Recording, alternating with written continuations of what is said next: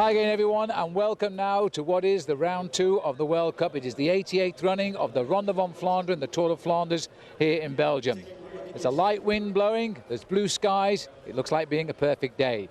Will it be a perfect day for the big favourite Johan Museeuw, the Lion of Flanders, who's won this race 3 times and now tries to become the only man to have taken it on 4 occasions. He's riding it too for the very last time. 2 more races in store for him after this and he will retire. But for the last 11 years, you know, 2 men have dominated this event. Apart from Museeuw, there's the winner of last year and twice a winner previously in Peter van Petegem. He also would like to win and join the greats with a record equaling 3rd win. But the new boys can spoil the fun. Tom Boonen, he at last has got his first classic win, the Grand Prix E3. And Boonen knows now that he can win this event too, because he's developed that well. What about the World Cup holder too, Paolo Bettini? Didn't have for him a great Milan-San Remo. He didn't win it like he did last year. He could win this one by way of revenge. And there's the bad boy of Belgian cycling too, Frank Vandenbroucke. He's nurturing very good form and a lot of people are backing him. The route itself, some 257 kilometres, the classic distance, the 18 climbs, all coming in the last 120 kilometres of the event. And there's been changes to that too, well, partially, because they've now recobbled the Muur de Grammont. The gradient's the same, but the riders are saying it's slightly easier. Let's now join Paul Sherwin, who's in the market square talking to the riders. Stefan, Tour of Flanders, once again a very cold day, but there's no rain. I think it will be rain today sometimes, but not the whole day. It's a lot of wind, and so sunny or rain, it doesn't matter for me. Everybody talks about Johan Museeuw being the big favourite in his last race, but there are so many youngsters coming up. I think you need the young legs for a race like the Tour of Flanders. Yeah, I think Johan with his long history, he is every time a favourite, but it will be an interesting Ronde of Flanders, because you tell her that so many people, so many young riders want to win, and so we'll see. Well, you too, because you've always been very good at this race. Yeah, I hope so. I have the best legs today. Thank you. Roger, you've had a very good start to the season. Must be quite impressive, though, to go to the Tour of Flanders with the National Champions jersey on your shoulders. Yeah, it's really, it just gives you that extra little lift that you need. You know, it's a big race, and then when you have a jersey on, it just makes you perform that little bit better. So, yeah, I'm really looking forward to it. And then I hope, still a good condition. So I'm hoping that I can have a nice day in Flanders. But you've got a great background in cyclocross, and you need a little bit of those skills today, especially if the rain does come down. I know it's blue skies this morning, but they say the rain might come in the latter part of the afternoon. Yeah, they're saying it's going to rain, and yeah. Anyway, even when it's dry, you need cyclocross skills. I know in Tour of Flanders, to get in the break, I had to bunny up a curb and ride 200 meters along the gutter to get to the front of the peloton. So, yeah, I'm really glad that I have those cyclocross skills. But it's going to be more important next weekend, I think. But also in Flanders, with the small roads, you're just jumping up and down curves all the way. You've been very consistent since the start of this year, and since you turned professional, there's been a net progression every year, and one day you're going to get very close to the big win. Yeah, I hope it. You know, the thing was that I started late with university, so you know, I'm always playing catch up. But each year I'm a year older and a year stronger, so I'm hoping that if I can continue to improve by the time I'm 35, I'll be there. Well, to follow Ludo Derrickson. That's it, exactly, and Johan Museeuw actually. Okay, good luck. Okay, thanks very much. A lot of pressure on your shoulders today, but looking up there at Johan Museeuw on the podium, he looks very strong for his last Ronde van Vlaanderen. He always looks strong, not only today, but I know he's very motivated for this races. It's like he's, when he comes to this race the last week, it's like in trance for him. And especially today, when you look at him, it's like he has a special glow around him. And he's strong today. He will be there in the final, hopefully, and without any bad luck, maybe try to win. And it's amazing. You've ridden with Lance Armstrong, you've ridden with some big names in the sport of cycling, but I think you've learned an awful lot from Johan Museeuw. Yeah, an awful lot. Johan doesn't have to say anything, just being around him and looking at him in the race teaches you a lot, and all you have to do is open your eyes and absorb. Everybody a little bit nervous today? Yeah, a little bit. I'm not so nervous for a race, but you can feel it in the team. There's a lot of pressure on us, and also from the sponsors and everything. So we have to be there today. Good luck. Thank you.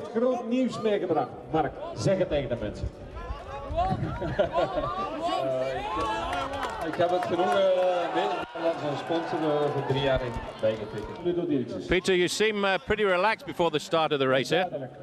Ik heb een hele goede boodschap voor jullie. I'm always relaxed. In september. For me, everything is okay now. I have no problems, so we will see in the race. For the moment, the weather looks pretty good, but they're saying the weather will really deteriorate. For me, it's no problem. You love this race. Can you win it for a third time? I hope so. Okay. Well, Slava, Georgi Hincapie is looking pretty nervous today, but I think he can count on a strong team. Yourself and, of course, Max van Heeswijk. Yeah, I hope this morning everybody feel well. Everybody look like super motivated, especially George and Max. And the only things we need to do is just try to do the best. What amazes me about you, Yaroslav, is when you look back at the long career, you still look as fresh as you did 15 years ago. Yeah, just I eat well, I drink well, I sleep well, I'm biking well. And you race pretty well too. Yeah, that's why, that's the secret. Okay, good luck today. Thank you. Max, it's good to see you at the start of the Tour of Flanders. It's great to be here. Still like, my hands are still trembling a little bit, you know, after so many times, but it's great. It's my last year, for sure, 100%. It's going to be one of the best Flanders. I'm really sure about that. We got a good team. Bartel is really 100%. I'm motivated. And we're ready. Why does a race like the Tour of Flanders make riders like you and Johan Museeuw nervous? Well, it's inside of us, you know. I've been on my bike since 9 years old, and I've been professional for 16 years. And these are the races. These are the things you train for, you sacrifice, you're determined, and these are the races you want. And here we are. CSC have had a great start to the year. Yeah, really good. We worked really hard, and you still learn. I still learned some new ways of training, some small little details what made the difference, and the team had a great start, and can't be better. Good luck, mate. Thanks. Max, it's a big day for US Postal here this afternoon, and I think everyone's a little bit nervous because you've got great form since the start of the year, and so does George Hincapie. Yeah, no, I think we're all in a good condition, and yeah, we hope for good success today. The important thing about the Tour of Flanders is really having a few friends around you towards the end. A few teammates. At the end of the race, like the Tour of Flanders, you have to have some teammates. Yeah, but I think Benoit's in good shape, Ekimov is in good shape. For sure, we have some company there. Yeah. What's the plan for you? Is it to hold back and wait for a small group, or is it to really look after George? No, I think George he can go in the final or just before. And I think for me it's important to wait. And let's see, maybe it's a sprint with more riders. Then I'm fast, so we wait for that. It's amazing the way the team has changed over the years. It used to be just the Tour de France, and now today the team has a very serious chance to win this classic. Yeah, I think with George won the Paneth, I think we are a little bit favorite now in this race. So as you can see, we have more opportunities than only the Tour. Yeah. Good luck. Thank you. Well, George, we're in the crowd here at the start in Bruges. There's a huge crowd out here, and I can't believe you look so relaxed. Well, it's just pretty exciting to be here. Just missing it last year. Right now, I'm happy to be here, and it's amazing to see how many people are here to watch the race today. This is a huge sport here in Belgium. This is like a national holiday, so it's great to be part of it. It seems that the team are very confident too. After your win in the 3 days of La Panne, the team has actually taken on a role as race favourites. Yeah, the team's not only myself, but Max and Stain and Eki. Everybody's riding really well this year, so we definitely have one of the best teams in the race, and we hope we have a good day today.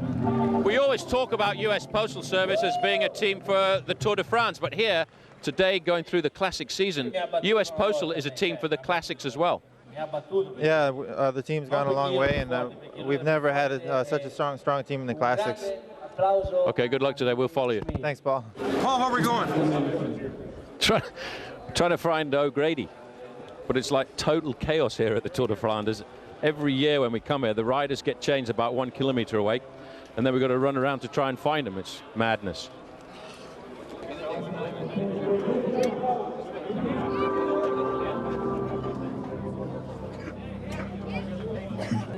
We're just waiting here in the town square in Bruges. I've lost Phil Liggett. He's around here somewhere. It's just total chaos. There are about 15,000 people in this town square, and the man that we're waiting for is Stuart O'Grady, and hopefully he's going to turn up. We'll just turn around here quickly then and see if we can grab Eric Decker. Eric, good to see you looking so nervous and fresh at the start of Tour of Flanders. It's been a long fight back for you over the last couple of years. Yeah, it's 3 years ago I was here for the last time, and it's a big difference than comparing to 12 and 24 months ago. And it's nice to see that you're already competitive. Very good start to the season. A good time trial in Paris-Nice. Is that an indication that the form is going to be here for the classic season? Yeah, I think I'm ready for the classics. It's even a little bit better than I hoped for this winter, but I'm ready for Flanders. And a lot of people put you down there amongst the favourites. Yeah, and nobody saw me riding here in Belgium, so it's pretty funny to see. Okay, thank you. Blue skies over Flanders today, but there is a threat of rain in those skies. The riders have been through one or two little squalls as they've made their way out around the course. We're picking up the action very shortly, as you can see now from the helicopter. There's a good chance to see the whole peloton here, and it's a big field and a real class field this year, I have to say. This is Van Bon here, who's now putting on the pressure a little bit more, so clearly not too worried about the riders out front. One interesting rider in that leading group, Salvatore Camesso, the former Italian champion, and tends to come up with the results occasionally. Had a poor season last year, didn't win anything. And another man who has had a good season so far, Stefan de Jong, in that breakaway as well. So there are one or two sprinklings of reasonable names, but none we would have seen really as a danger to the race pattern. And that's probably why at the moment they've been allowed their head. But now I think for the first time, with the coming of the cobblestone sections, soon to be followed by the first of 18 small climbs, there's a great urgency now at the front of the peloton. Ludo Derrickson, a very popular bike rider. It looks as if someone here has had a slight incident. This is at the back end of the field. This is one of the Spanish riders, Isaac Galvez, and really not very much enjoying his sortie up here to Belgium. He's alongside his teammate there, Daniel Berger.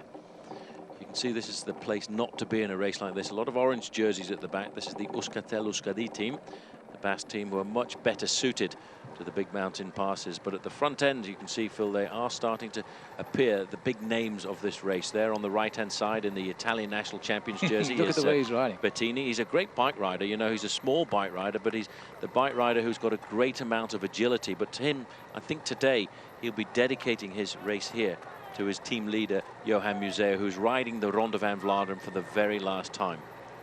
2 more races to go for Johan. He'll have another crack at Paris-Roubaix next week, and then after that he's riding one race, which is his goodbye race in Belgium, and then I think we'll see him around at the team as something like a helper, maybe a trainee manager.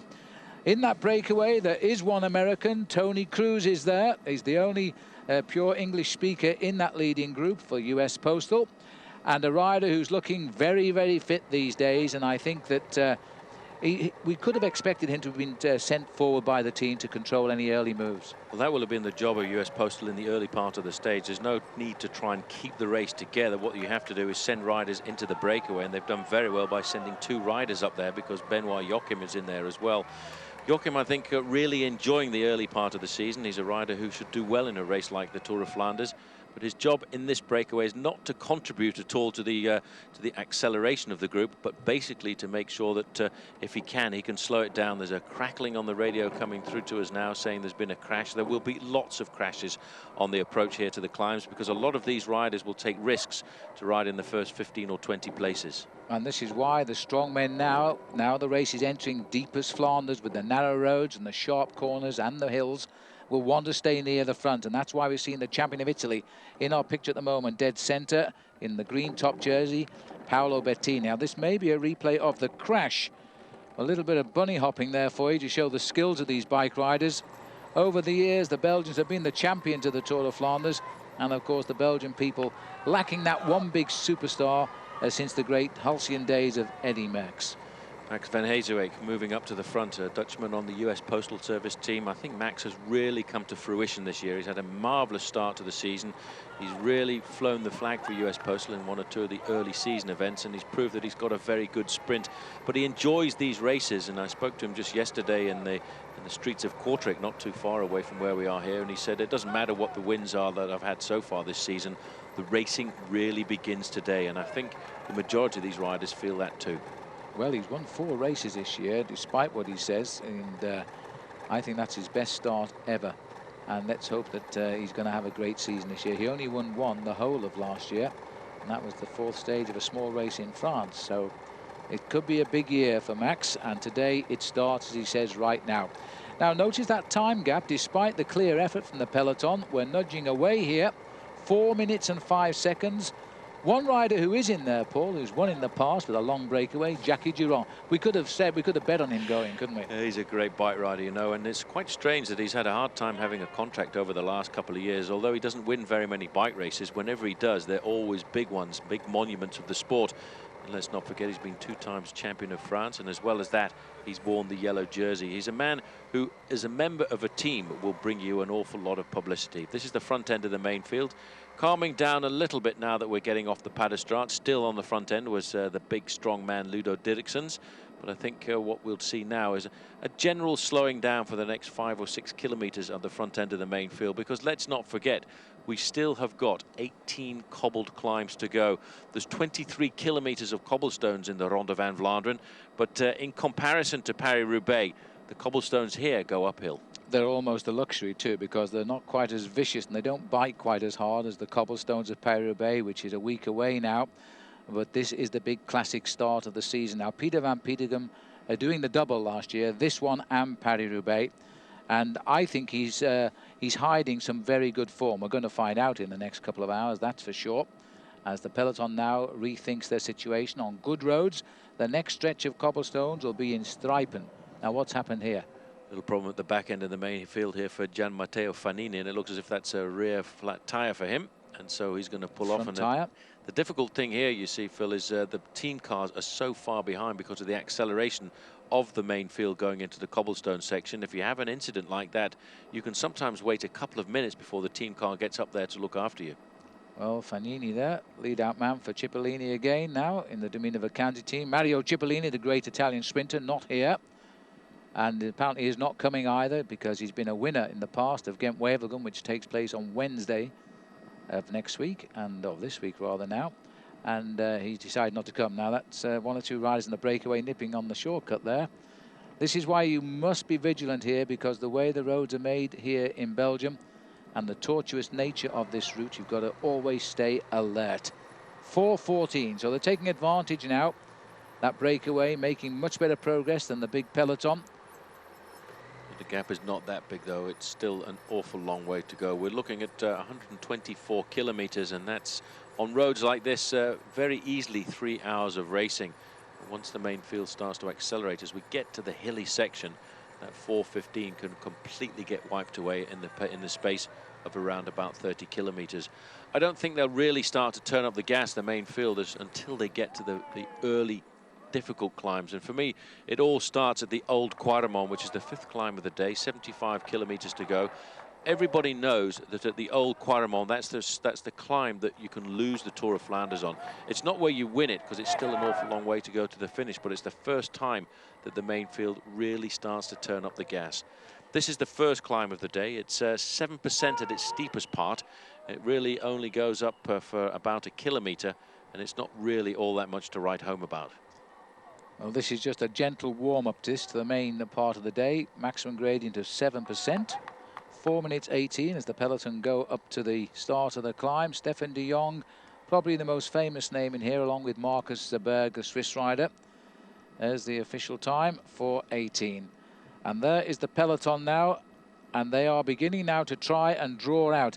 The riders will want to hold position at the front now, and that causes a natural acceleration in the bunch, because they don't want to allow anybody up into the front 20 or 30 riders, because around every corner from now on to the finish, the danger lurks. As the riders start to continue, Ludovic Capel, former champion at the front there, and the current champion, Matty Heymans of Matt Wilson. Matt Wilson, I beg your pardon, of Australia on the front there. I haven't seen him in his all-white strip yet. I was there when he won the title in Victoria in January, but right now he's showing his colours off to the rest of Europe. Well, they are just sending a few sorties off the front end of the main field. They'll be keeping a very close watch on that time gap. The time is now 4 minutes and 20 seconds. And acceleration there coming from Ludovic Capella. In fact, to split a small group off the front end of the main field as they go through the small town of Zottegem, a very famous town in the sport of cycling in Belgium. We're not too far away, and we are never very far away from the town of Rakel, which it seems every race at this time of the year seems to go through one way or another. And that's the hometown of Pieter van Pietergem. It's 123 kilometers to go to the finish, and still that time gap is hovering around at the 4-minute mark. But as we get closer to the climbs, you see the main field and the big teams start to whip up the pace on the front end of the peloton. I don't think there's any concern about the 26 leaders just now, because there's too many riders interested in picking up the pace here at the back of the race, and that is significant as the riders here now try to keep the pressure on at the front, working for their team leaders, keeping them in touch with the action and hoping the team leaders will deliver at the front. That was rather a close shave just then as they caught up with our motorbike camera. Servais Conovan in the blue and white jersey there of Quick Step Daviteman, looking over his shoulder. He's looking to see if he can see the shape of his team leader, Johan Museo, the Lion of Flanders. And of course, the young kid on the block too, Tom Boonen, who's already had a very good win in this classic season. Although it's not a World Cup classic, the Grand Prix E3 is a race that everybody wants to win. And it's an indicator of the men who are in form as we lead up to the Tour of Flanders. Well, just looking at the pressure on the front of the peloton, we are still nosing away with the breakaway, 4:17 currently. It must be pretty tough now to hang on to the tail of this peloton, this big string of riders. Look, they're still coming round the far corner there. So it's going to be tough for the ride at the back, and steadily but surely they will get weaker. And there were about 20,000 people on this course yesterday, by the way. The tourists had their moment of glory, which they tried to turn into a bike race, of course, as they rode the whole course on their bikes for fun. And it was a lovely day, and it gets more and more popular every year. The randonnée, as they call it here, the route of the Tour of Flanders. Now another serious attack coming off the front. Well, this is the other Belgian team, the team that was part of the Quick Step Daviteman team. That on the front there was the team that Nico Martin rides for, and they're certainly trying to whip it up. You can see the time gap is starting to slip down just a little bit as we head up towards the Grotenberg for the main field. Just onto the slopes now, short and sharp, but they do hurt, believe me, because the riders hit them so fast on these climbs. Relaxed Body Soul team of Nico Martin. Quite a few new teams on the block this year, and even some of the old teams have changed their colours just to fool us, but we're doing okay at the moment. This man on the front left-hand side here is Servais Conovan, a former Dutch national champion, a winner of a stage in the Tour de France, and that was in Bordeaux after a very good move.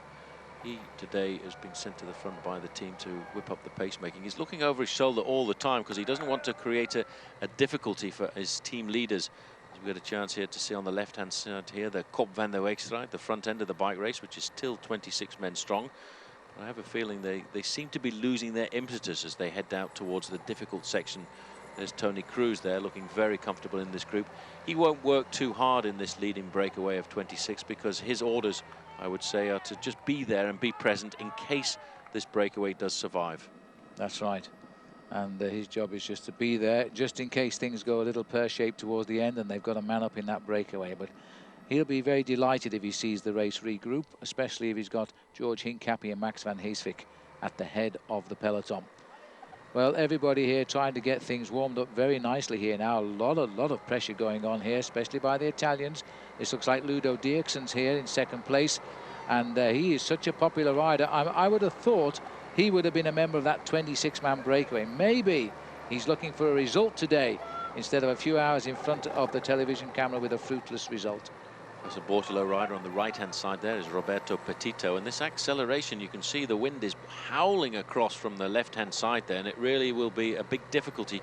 In fact, the acceleration by Derrickson and Petito has again caused a small group of riders to come off the front end of the peloton. You have to be very attentive on a day like this, especially with this wind which is battering the centre of Flanders this afternoon. Well, it could be most interesting, this, because again, riders trying to get away. 17 climbs to come. See how quickly there the man in the blue and grey jersey of Quick Step de Witteman pulled across. He knows that he doesn't have his team leaders in this group. He's at the front because he was sent up there to work for the team, but he certainly doesn't want to do very much work. And you see Ludo Derrickson saying there, come on, we've got to split. Let's everybody get organised. We can actually get away from the front end of the main field. The gap between this small group and the main field is around about 300 metres. About 12 riders here trying to get away. And the De Witteman rider is Servais Conovan, winner of Paris-Roubaix in 2001. He's always had a good ride in Paris-Roubaix. He's never had a good result to talk of in this event. And again, working very hard to move a little group clear. At the moment, they've got that group clear. They're chasing 26 men, and the gap is around 4.5 minutes. Mark Wouters is in this group, a former Belgian national champion, and one or two boys being very attentive there and getting themselves a shortcut. But if I was a spectator, I don't think I'd move very much. Just as well they left a little gap in the fencing there, as the riders took advantage of the inside of the bend. All the roads, of course, totally closed here in Belgium for what is their greatest one-day bike race. And in deepest Flanders, which is the hotbed of this country's sport, there's never any shortage of spectators. Luca Paolini on the back there for Quick Step de Witteman. He's a very good rider in his own right. Finished second in Milan-San Remo a couple of years ago. And that was the day that he was looking after his own teammate, Paolo Bettini.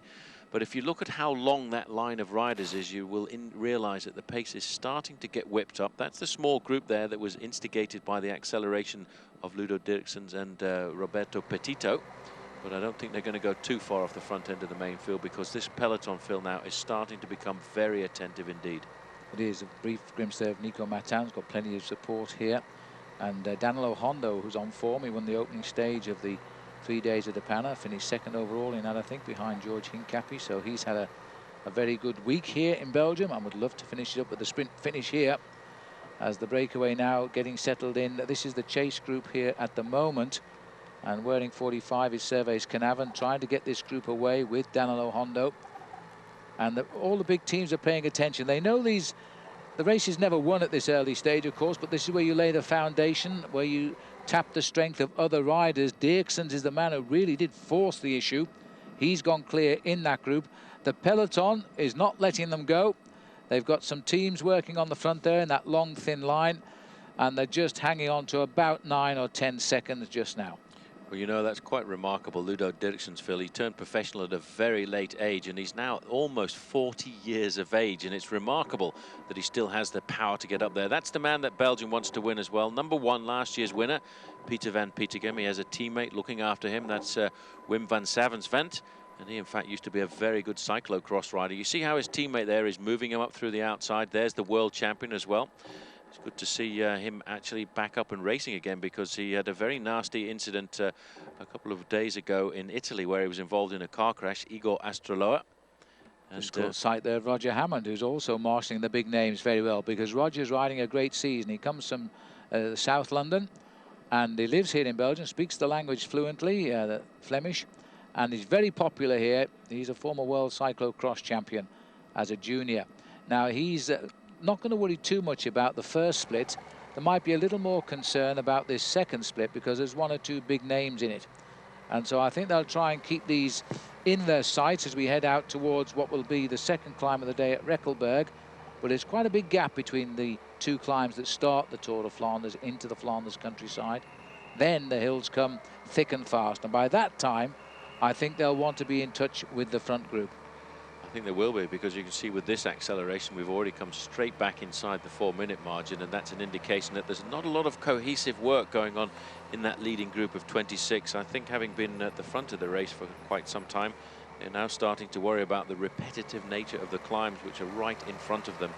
Once we get over the Rakelberg, there's a climb almost every 10 kilometers, and that really does start to sap into the riders' energy levels. And we're looking here at the composition of the group. It's good to see Kurt Atle Arvesen is in that leading group for CSC, as well as Nico Matin. Danilo Hondo not been retained by T-Mobile this year. A rider who I thought, Phil, was going to have a great future as a very good sprinter after some magnificent performances in the Giro d'Italia a couple of years ago.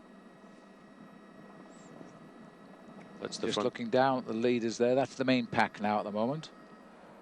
Well, at the back end of the group, I think everybody now starting to realised the race is not too far away from beginning in earnest. In this group, George Hincapie will be looking for his teammates to move him up to the front end of the peloton as they head down towards the second climb of the day at Rakelberg. It's not really a very long climb, it's around about 800 meters, but the difficult thing about the Tour of Flanders is you have to fight to stay in the top 15 to 20 positions once you get into the very hilly region of this part of Flanders.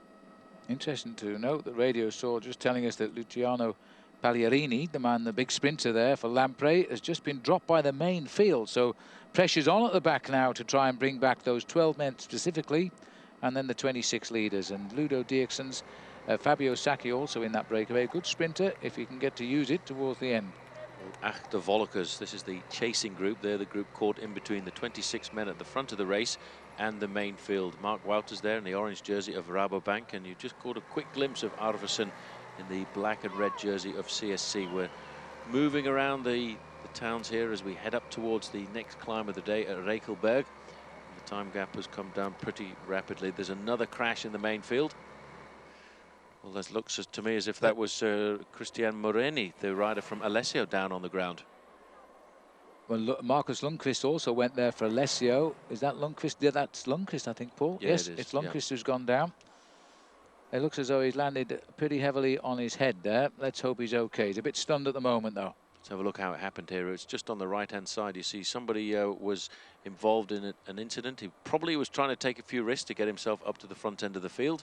And in fact, you can also see the other rider involved in that crash there was Laurent Brochard, the former world champion. I think it was Brochard's bike that banged him on the head. He was on the floor and the bike fell on him. It's a crazy race, this. You've got to stay up at the front end because all of these incidents happen halfway down the peloton. It's a very dangerous race, and that's why it's a race towards the end that riders have just got to try and control the amount of nervous energy they get through, because it's a very difficult thing to stay at the front end of the peloton for the next 2.5 hours. Well, they're all up and running except Lundqvist, and let's hope that he sorts himself out in a few moments' time.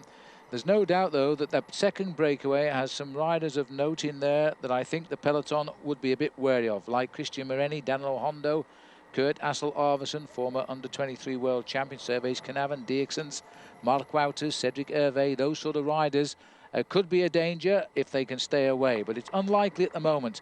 But the gap is nibbling. They've gone now 38 seconds ahead of the main peloton, disrupted a little bit by that crash. Thierry Maréchal for Domo Lotto at the back end of the group there. He won't be doing very much either, because on the front end of the peloton, the organisation of the chase is being done by his teammates, and they're trying to bring it all back together for Pieter van Pietegem, the winner last year and the two-time winner of the Ronde van Vlaanderen. Chance here to see the composition. Lief Hoster is also up there for Lotto Domo, but I think they will now start to take a back seat. We're about 2 kilometers away from the second climb of the day, and that is the climb of the Rakelberg. It's just a small 800-meter climb, but what it does is it gets the riders into the rhythm of the race now. Every 10 to 15 kilometers, they'll have to fight for position in this race to get themselves into the top 10 or 15 places at the bottom of the climbs. Well, as you can see from those names, Salvatore Camesso, the Italian, packs a good sprint and is a tough little rider when he gets in a breakaway like this. Tony Cruz there, the last two names for the US Postal Services team, Berry Floor, Tony Cruz and Benoit Joachim. Joachim, I think, has twice been the champion of Luxembourg, a very strong member of the team. And there is Tony Cruz, Antonio, setting the pace at the front, and we'll be quite happy the way things are going. The gap is coming down. It was outside 4 minutes. It's now to 3:29. The reason being the peloton are reacting to that second group, and by consequence, of course, are closing in on the lead group. This year, I think US Postal Service have had the best season they've ever had. They really have come into the year with a bang, especially Lance Armstrong, who's already got himself a win under the belt. And, of course, Floyd Landis with a stage race win in the Tour of the Algarve. And add that to the success of Max van Heeswijk. This has been one of the best early season openers for US Postal Service, and they would, I think, accept the icing on the cake last week when George Hincapie won the 3 days of La Panna, which is a serious indication of the performance of a man like George as we come into a very important classic week, especially for him. Absolutely. What a difference a year makes. George was ill at this stage last year and back home in America. Took him a while to recover, but it might have done him, strangely speaking, the world of good, because he's really come back with a new enthusiasm and a great pair of legs this year. Elminger, the Swiss rider there on the Phonak team, is up in the breakaway doing a fair amount of work. We're looking down at the second group of 12 riders here, which includes Dangermen, Ludo Derrickson, Servais Conovan, Kurs Attel, Arvidsson, Danilo Hondo, Christian Morini and Mark Wouters, principally so. And they're just hanging on from the front of the group by about half a minute. But as you say, it really has had an effect on that time gap. The fact is the race is starting to get switched on, and the gap to the second group on the road has gone inside of 3 minutes. So in the space of less than 10 kilometers, they've wiped a minute off the lead of that 26-man group who are off the front end of the race and have led the race for quite some time. These guys are now actually starting to open up quite a serious gap over the main field, and I think there will be a few alarm bells starting to ring, because a man like Ludo Derrickson, you don't want to give him a minute's advantage before you go into the hilly section. No, you don't. And Derrickson is such a workhorse. He's such a great attacking cyclist. As Paul has said, he's almost 40 years of age. He will be in October this year. That's pretty late to be a top professional at this level of cycling. And he would love to take out a win like today. And he's been close in the years gone by. Do you remember when he was on the same team, Paul, as Max Chandry? And Chandry sort of blamed him for messing it up for him in the sprint finish. Yeah, well, Max is, in fact, in the field here today riding for CSC, and before the start he announced to me that this was definitely the last season that he will be racing. It's always difficult. Max is a rider who for many, many years promised to be a great bike rider, but he never was able to take the initiative, and that's what a real champion has to do. It's no good waiting for your teammates to serve up a victory for you. Sometimes you have to have that killer instinct, and you're the one who has to take the responsibility for your wins. And I don't really think that Max could really blame Ludo Derrickson on that occasion. If you've got a chance to win a bike race like the Tour of Flanders and you're a Belgian, you've got to take it. You certainly have. That was back in 2001 on that occasion. He's been the champion of Belgium as well as Ludo. And he's one of those riders who is extremely popular with the public. He got a huge cheer when he came into the start at Bruges this morning. And they interviewed him, of course, on the microphone. And he said how eligible he was if anybody in the crowd wanted to marry him. And he was enjoying the occasion. 2:47 to the Derrickson's group and 3:34, so they're nibbling away from the head of the peloton at the moment. 26 riders clear for much of the day. Oscar Freire, the World Cup holder after his win in Milan-San Remo, has already found the downs as well as the ups of this event, but at the moment he's safely back in the peloton. Servais Conovan, winner of Paris-Roubaix and stage of the Tour de France and the Dutch National Championship over the years. He was really the spearhead of this breakaway along with Derrickson. This is the front end of the main field, and you can see they really are starting to whip up the pacemaking. Now this in fact is the leading group of 26. We're scooting around all over this race here as we now look to the start of the second climb of the day. This is the climb of the Rakelberg.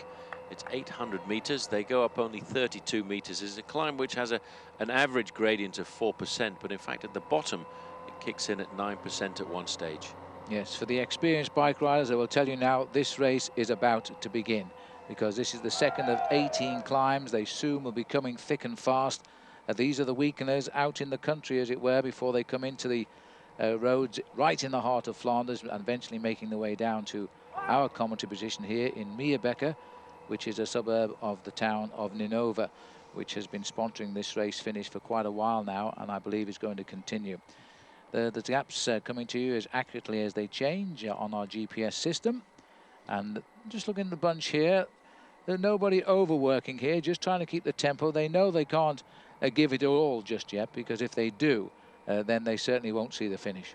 It's a very difficult section here right now, because although we're seeing this leading group of 26 on the slopes of the Rakelberg, in about 4 kilometers time they'll head down to the Molenberg, and that is a very difficult climb, and one or two riders in this group may well find themselves getting dropped off the back end of this 26-man leading group, because the Molenberg, Phil, kicks up at 17%. So this is just an hors d'oeuvre for these riders in the leading group of 26. This is the start of the climb here. This is the 9% section, but it's a nice tarmac section. The Molenberg, on the other hand, is the first time they do a cobble climb in this year's Tour of Flanders. And that'll leave us just on 100 kilometers, about 63 miles to race to the finish. And 3:34 is their advantage at the minute. Beautiful racing roads. Cyclists here train all the year round for the Belgian Classics, and many of them settle in Belgium for the period of the Classic season. And I must say, the Spanish riders rarely do well in this, but in Igor Astaloa, the Spanish world champion, he really does expect a result today, and he's the sort of rider who might well turn up. These courses don't suit those type of riders, and no Spanish rider has ever won this race, and the same has to be said, of course, of the USA and Australia. They've also finished up in the runner-up position. But Stuart O'Grady, Paul, has told us, and he's riding here with a broken rib, the Australian, that he wants to win this race. He was third in it last year. He's always loved this race and Paris-Roubaix, and he's a tough nut, old Stuart O'Grady, because he crashed rather badly and said afterwards, somebody said, well, that's tough, isn't it, Stuart? You won't be able to get through the classic season now with a broken rib. And he says, mate, a broken rib's not going to do me any harm. I've got to be there for the Tour of Flanders. That's the kind of bike rider he is. He's tough, he's gutsy, and nothing like a little bit of pain from a broken rib is going to stop Stuart O'Grady trying to win this classic, especially with the form he's got this season. I think he's looking for a third in Milan-San Remo, best ever finish by an Australian in that event, and now looking to better that here. He's off to a good start in the World Cup, and a new team for him this year too. He's riding on the Cofidis team, which is interesting. Now we're heading with the second group, and now approaching the Rakelberg as it looks about, and there's 12 riders in this group. Top names, Servais Conovan, Ludo Derrickson, Danilo Hondo. And we'll just see now what they can do about this climb. Look at, there is 95 there. That was of Wim de Vocht of the Relax team. A little problem for Tristan Hoffmann on the CSC team. Oh, front wheel. Funny, that's the second front wheel we've seen at the moment. Well, that happens a lot in this race, and what happens is riders try and jump the curbs to get away from the rough part of the road, and if you don't get it quite right, you can get just a nick of the tyre, and the front tyre goes down, and that's obviously what's happened to Tristan Hoffmann, who riding very well for CSC. CSC have been the dominant team in the early part of the season, with the overall win in the Tour of the Mediterranean, backed up with a win in Paris-Nice. And I wonder what they're going to be like here in the classic season, because the lead man here for CSC has to be Michele Bartoli, who's won the Ronde van Vlaanderen before, jumping away just before the Mur de Grammont and staying clear over the last 15 kilometres to the finish. He's still looking for a great performance to prove that age is not catching up with him, I think, Bartoli, but he was again in fine spirits at the start, extremely friendly, and I think very happy with his team, CSC. As Paul has said, they've had a marvellous start to the year. The only team with better results really is Rabobank, and they're the top two teams in the world rankings at the minute. And the flag on the left there is the Flanders flag with the line on it, and the man they're hoping to wave it for will be Johan Museeuw. We haven't seen anything of at the moment, but as far as we know, he's in that main field along with Peter van Petegem. Well, you never do in the Tour of Flanders. Johan Museeuw always hides himself and comes to the front of the main field at the most important moment. And he actually said this morning before the start that as far as he's concerned, the Ronde van Vlaanderen starts at the Old Quaremont. And I've said that for many, many years. It's the fifth climb of the day. It's a very strange climb because it's not really all that steep, but it's a very long drag up after the first initial steep part at the bottom. And that's when the riders who've got the big engines start to really kick in. And that's when you see the first splits appearing in the main field. That's the peloton. There's a crash at the back end. Got to be. Riders have slowed down again. I was about to say, you may wonder why the crowd is assembled at this particular point, but they know where to go. There's a Euskadel Euskadi rider running across the field there. The champion of Ireland was at the back, Mark Scanlon. Now they're going to have to sort themselves out. It looks as though, I'm not sure whether there was a faller or just a general blockage there of the whole peloton trying to funnel into the road. This crowd, once the riders pass through, will be across those fields like a rabbit into their cars and on to the next point. You can see them in the back there. They've seen the race once. They want to get off and try and see it again 4 or 5 times if they can. US Postal in the control at the front end of the peloton. There's George Hincapie just coming around the corner. That's that little slowing down there, Phil, is really what it's all about in the Tour of Flanders, which is why you have to ride at the front end of the main field, because you get caught out by the blockages when you get to the cobblestone sections, which is why it's such a nervous race here at the Tour of Flanders. Everybody battling to stay in the top positions as they come to the strategic points. We've still got 17 strategic points to come. It's a real tough race, this. It is very hard because you've got to hold position, and if you have a flat tyre, it can take an hour to get back into position because you're so far behind. Just look at the length of the front of the peloton just now. It's a long spread across the whole field.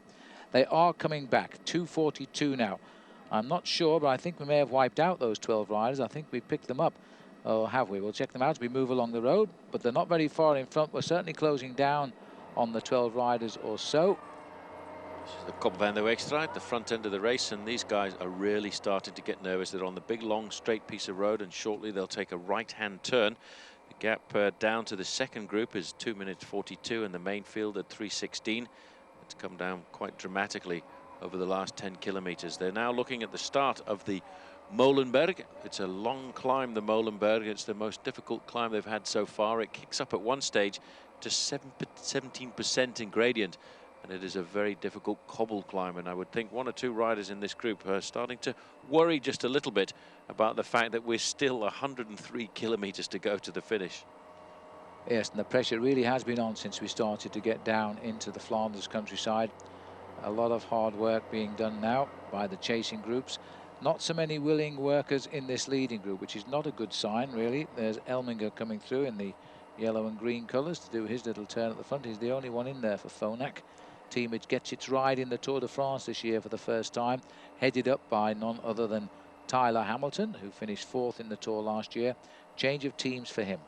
And Alex Zuller as well, who seems to be having somewhat of a renaissance in the latter part of his career. You can feel the nervousness in this group right now. They know that they want to go around this corner in the first 5 positions because the Molenberg is a very narrow climb, very difficult as well. That sign over the top there indicates we're about to start the 3rd climb of the day. We haven't yet got to the cobbles, and the Domo riders on the front, Leif Hoster just picking up the pacemaking. But look how nervous all these guys are. They're looking now for the corner, and then somebody will accelerate. This is the start of the Molenberg, and Leif Hoster taking them around. Look at that, it only goes up 32 meters, but it's this bottom part, Phil, at 17%, where the real pain starts to sting the legs. Hoster setting the pace, his teammate Thierry Marichal, quite an experienced rider, just behind him there in 2nd place. Now this is going to be a real tough one now. Good tester to see if anybody's going to crack in this early breakaway. Any of the 26 lacking, because this is the place to show it. The crowd here enjoying the moment. Remember, there's 2 groups to follow, 12 chasers and the whole peloton after that. Good to see moving up there Benoit Joachim in his red, white and blue jersey, the champion of Luxembourg. He's being very attentive. He wants to survive in this breakaway as long as possible, because logically he knows that they will get caught towards the end when the big guns start to fire. And if he can be in a leading group and get caught by George Hincapie, Yaroslav Ekimov and of course Max van Heesewijk, that's an extra ally in the final few kilometers, and that you certainly need. And look at that, Joachim looks very comfortable. He's done his job well here, and he's latched on. He won't try to stay away, of course. They'll allow the others to come up, but has that little acceleration caused any damage at the back? The road's too narrow for us to find out the answer to that question just now, as we're waiting now to see who's next around the corner. There's the main field, or the main, what's left of the leading group, rather. There's not 26 there either now, so there are 1 or 2 struggling at the back. I don't think the 2 leaders will be that far off the front end of this group, maybe 20 or 30 meters, and if they ride intelligently, they'll actually wait for the group to catch them up, because there's now a big gap to the next climb of the day, which will be the Wolvenberg, and that's 10 kilometers, 6 miles. So at the moment, I would say strength is in numbers, so the 2 leaders need to just sit up and wait for the main group to catch up with them. Well, I think there are 12 riders. No, that we're looking there at the 12 leaders. So these are the... That's got a bit smaller too, that main field now, which is chasing. They've split into 2 groups now, as we can see. And so this is now going to be the first selection, I think, of the day. It's a long way to go for the selection to start. That's the front end of the peloton, and that is all because of a big acceleration in the main field, who has still got to get themselves to the Molenberg. And it'll be interesting to see who comes round the corner at the Molenberg in first place for the peloton. At the back end of the group here, this man is Alexander Bashinov of Domino Vacanzi. Domino Vacanzi sending a smaller team up here with Gian Matteo Fanini, who was involved in an incident a little earlier on.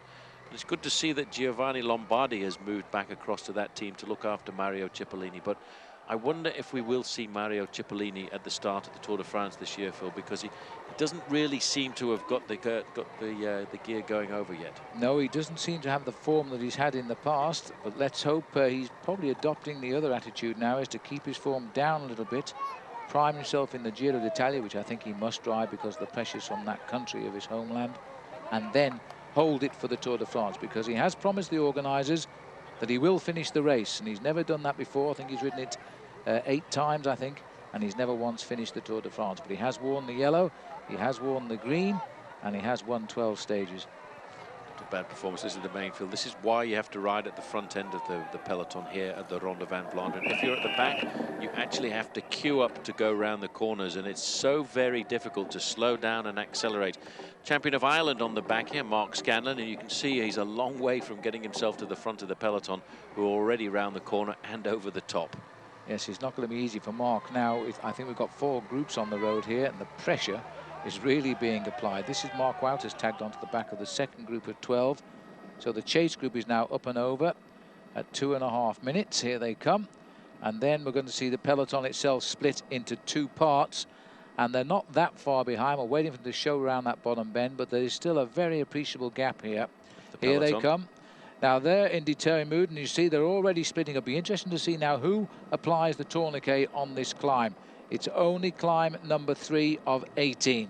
It's a long way to go. We get a chance here just to look down. George Hincapie is not too far away there. Max van Heeswijk is at the front end of the peloton too, and have yet to see the Lion of Flanders. He will hide in this main field for as long as possible. You can see it's not really full on at the front end of the main field, but it's very difficult if you're in the back markers. Very much indeed, as we're watching here now the riders in that second group on the road. This is Frederik Willems from Vlaanderen, one of the smaller teams in Belgium, getting a chance and a crack at the race. Laurent Brochard, who was involved in that spill, hasn't quite got the form yet of a year ago, because he came to this race with victory in the Criterium International last time out, but his form is coming. Leading group once again, we're bouncing all over this race, trying to see just exactly how it is unfolding as we enter now the very difficult hilly section. That's Tony Cruz on the front in the dark blue jersey for US Postal Service. A little bit further back, I wonder if they've caught Benoit Joachim. Salvatore Comesso in the red jersey there for Saiko. And this Rabobank rider here, looks to me as if he's just looking to see if they're going to pull back. I think, in fact, looking down here, I can't see the champion of Luxembourg jersey, so it could be that Benoit Joachim is still off the front. Well, I can't really see the wiseness of that. It's okay to attack on the climbs and try and draw the others to catch up, but to stay away when there's so far to go, and our GPS system showing 103 kilometers, but the race manuals will show inside 100 to go, so there's a slight discrepancy there. We're over the top of the third climb now, the Molenberg, heading to the Wolvenberg, which is a 19% climb, and it's 800 meters. That's next to come, and that's about 8 kilometers away. The Star Spangled Banner there, obviously been brought out for George Hincapie, and Hincapie is a very popular rider in this part of the world, and I think his popularity probably took a pretty serious increase just this last week with his win in the 3 days of La Panna. He took that out with a fine performance in the final individual time trial.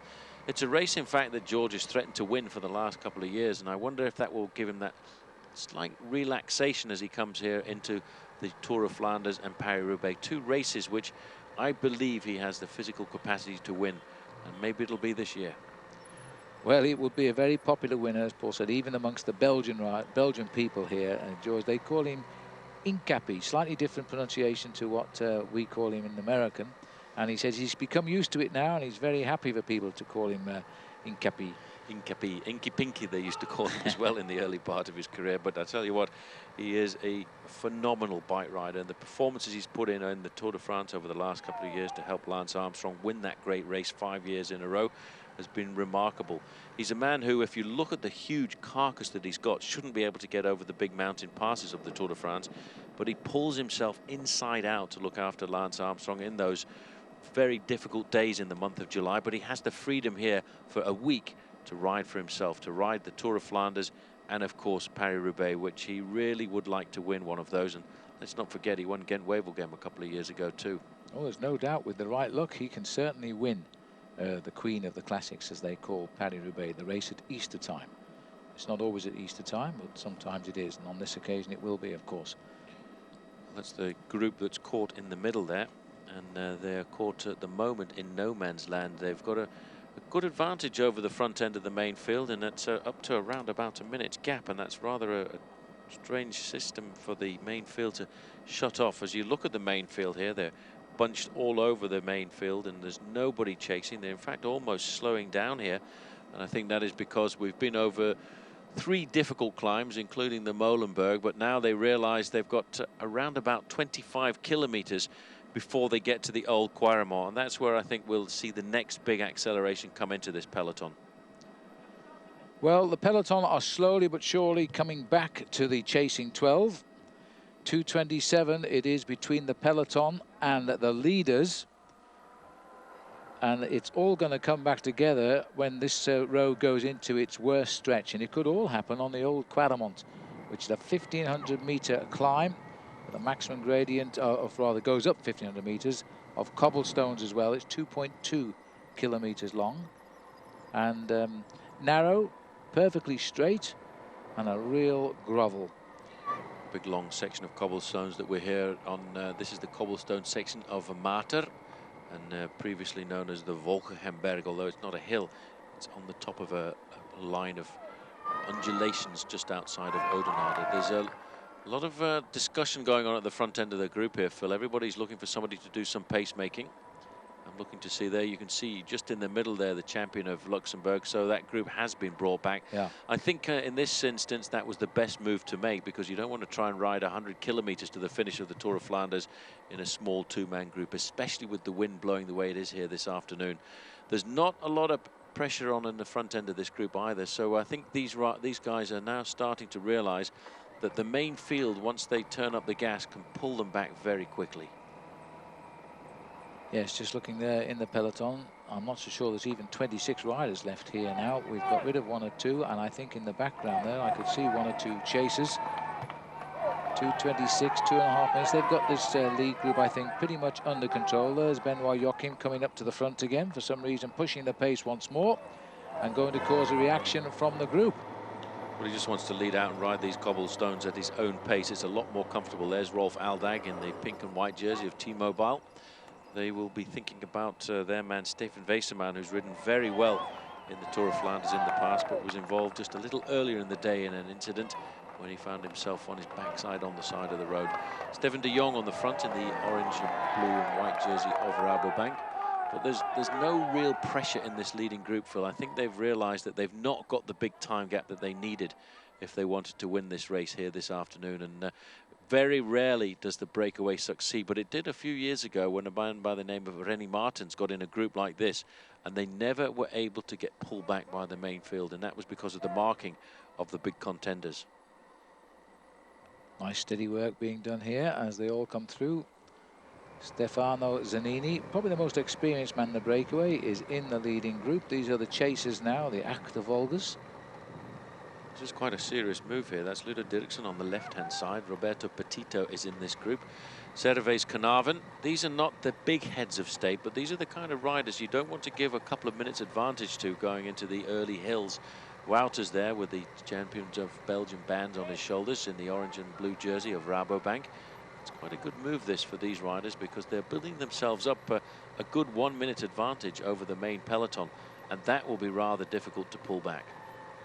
Just trying to see over the shoulders there, because on these flat roads around Flanders they can often pick up the leaders as they're continuing now to get on with the job in hand, to make the others do the chasing. That's the attitude of the day. Just make the others come back at them. They're not trying to run for the finish just yet. They know that's to be a little bit too optimistic. It's too far to go. We're saying they're exactly 100 kilometers now for the finish. It could even be slightly less than that.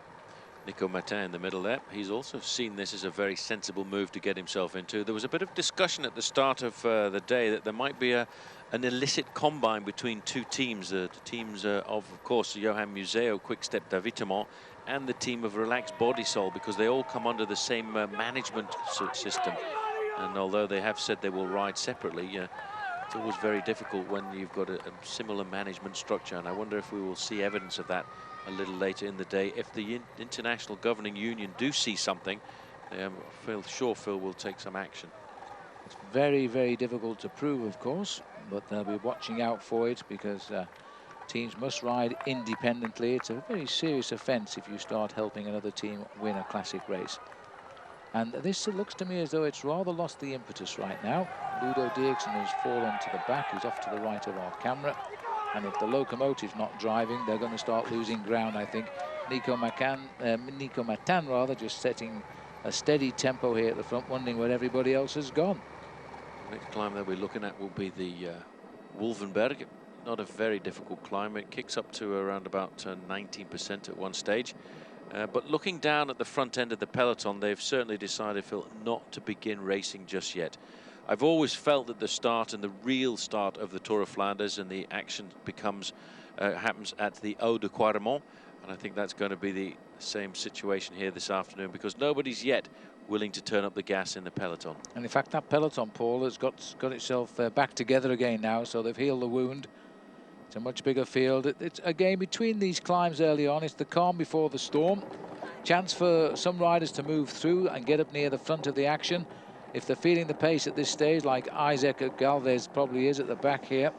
In the new colours, by the way, of the Balearic Islands, Île Balear, Benesto. Benesto was the primary sponsor last year, and the Île Balear coming on board this year with the money that's kept the team alive. And they ride in those almost pure white jerseys of the Holiday Islands, and rather finding the pace just a little bit tough here right now. Francis Mouret of the FDJ.com team from France. Young man, he's just a new pro, I think. He's a new pro, but I tell you, one man who's just had a slight incident in the back end of the main field is the world champion. You can see him just riding up through the main field here, Igor Astroloa, and I think he was involved with a flat tyre, but he's had a teammate come back alongside him to pace him back into the peloton. But if that young man from France there, Moret, was having difficulty at this pace, I don't think he'll be seeing the finish at Berger on his bicycle. He may well take a shortcut towards the end and look for an early bath, because the race has really not started to kick in. No, but if you do get tailed off and you're young and inexperienced, the management will say you've had your job for the day, just get on home. And the good thing about this course is you can take shortcuts and finish up at the finishing line and get the first into the hot showers. Now, the world champion on the right here, Astroloa, had a great Milan-San Remo. As a result of that, has made this one of his ambitions to do well in the World Cup. He's put himself right at the back. He has had a problem, and it's only a strong rider now will get himself through that pack. And he's going to take a little deep breath at the back here, then look for his way through. And he's obviously choosing the right-hand side. Juan Antonio Fletcher there, number 162. A great win for him in the outskirts of Toulouse in the Tour de France, as one of his teammates comes up alongside as well. And we're looking there at Fabien Cancellara, who is an incredibly good young bike rider. He's from Switzerland. He's got a good turn of speed. I don't think Frank Vandenbroucke will be too happy with the fact, though, that a lot of his teammates are riding at the back end of the peloton, because he will need a lot of assistance on the run in towards the finish. Yes, well, Cancellara there is, as Paul has said, a very, very good rider. Turned professional back in 2001. Since then has won 17 races, so he's a great talent. And I would have thought he wouldn't want to be in that situation, but maybe he hasn't got the drive for this Tour of Flanders. You certainly need an appetite for a very different kind of bike races. There's no riding along waiting for the moment. You have to stay in the right position and take your chance when it presents itself. Kop van der Weekstra at the front end of the race as we head now down to the Wolvenberg. Climb number 4. It's only 800 meters in climbing. It's 17% at the bottom, but it's only an average gradient of 4.7%. It climbs up a total of 37 meters, which is not really all that much. It's just the fact here, though, Phil, in Flanders, it's the repetitive natures of these climbs that make them just so very difficult. Digs into the old legs here as the Rabobank start to drive this race on a little bit just now. The #1 team in the world, Rabobank, and they're signed today, by the way, to sponsor the team, I think, until 2008 minimum, which is a tremendous boost to cycling in Holland, because when this team came on board, it doesn't just have a professional team, it has an espoir, hopeful team in the Division 3 class. It also has an amateur squad. It also takes cycling to the schools. This is a serious sponsor who is seeing cycling develop from base level, and those that come through get to ride in this team, their top team. It's good to see a company like Rabobank supporting the sport, but not just the top end of the sport, the professional level, the whole sport, going right down to the grassroots. And just a quick anecdote talking about getting involved in the sport as general. I actually sat next to a chap on the aeroplane a couple of days ago who was saying that he was from the United Nations Environmental Programme, and he'd been talking to Greg LeMond about promoting cycling as a very good sport for the environment. And Greg has been seen in Japan actually trying to promote cycling and the sport of cycling as being a good environmental thing to do. And it's amazing how a lot of these retired bike riders end up in places that you would never imagine. Passing on the good word. There's no doubt the sport is environmentally friendly. It's also extremely friendly to the body. and is a way of keeping extremely fit, and very few injuries result from cycling.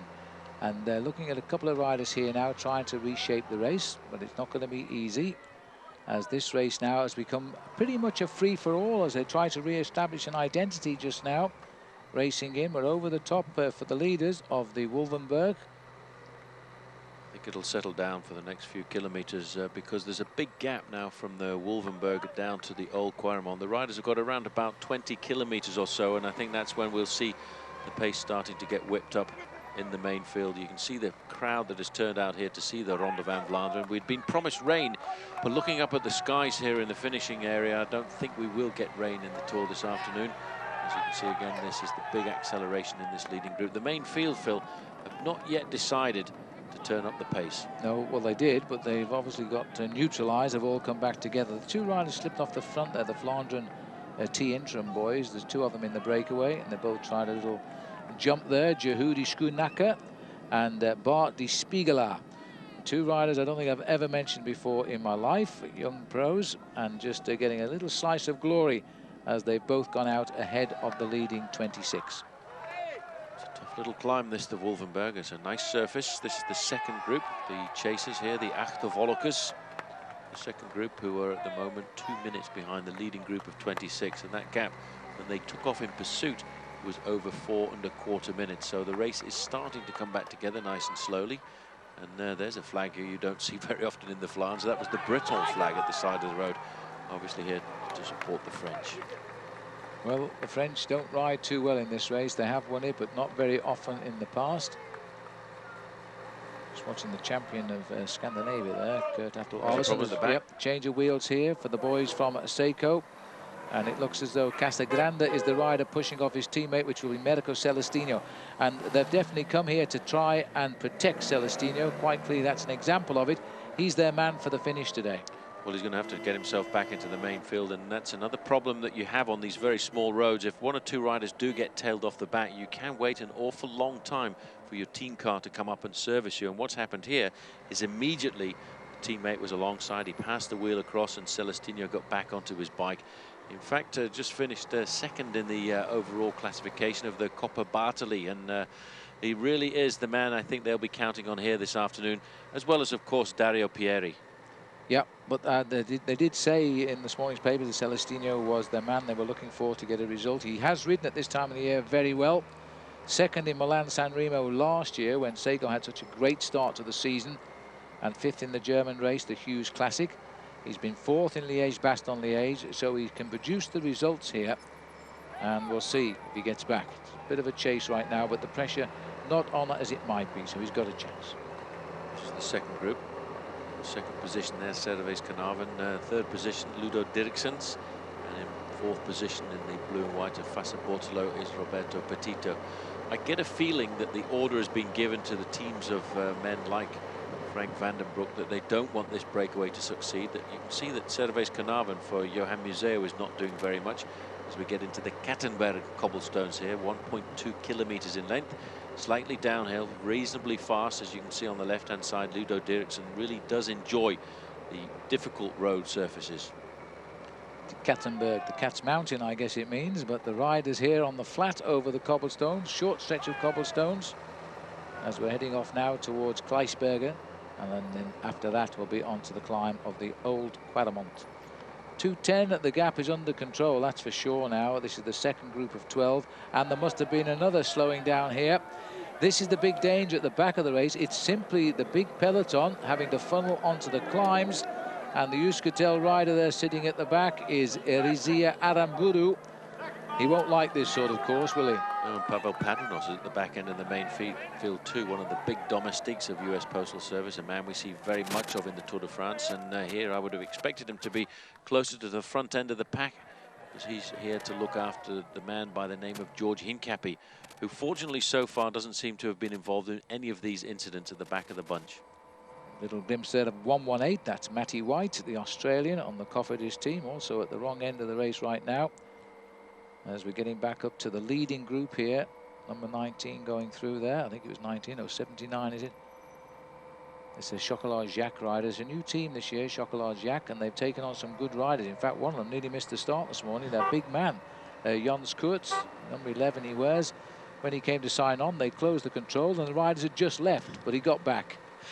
The thing about the start of the Tour of Flanders, it's always a very difficult race to try and see the riders because it's so cold at the start. The riders stay in the team buses up until the very last moment.